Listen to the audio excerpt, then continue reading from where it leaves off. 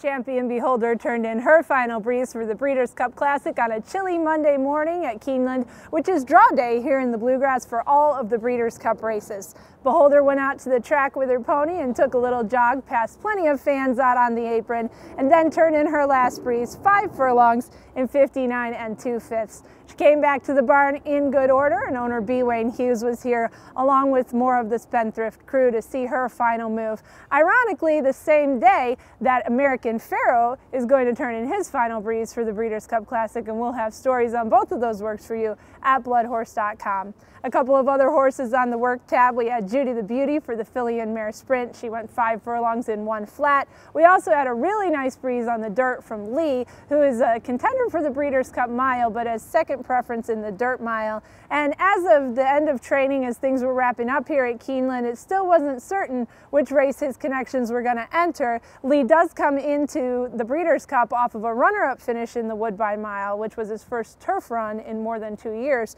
but he is a Grade 1 winner on dirt.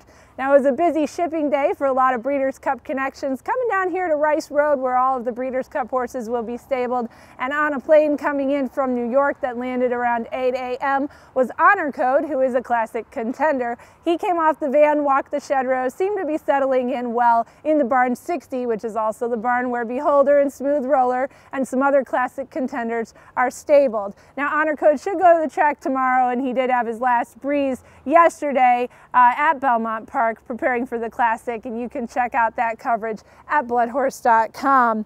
A couple of other news items. Speaking of Smooth Roller, he did not breeze as his trainer had previously said he might, and so we're not sure about that situation. He said he might train up to the race. We'll try to keep tabs and find out if anything is going on with him. And one horse who will not run in the Breeders' Cup is Stick Stately Dude. He was declared out of the juvenile this morning with a minor ankle issue.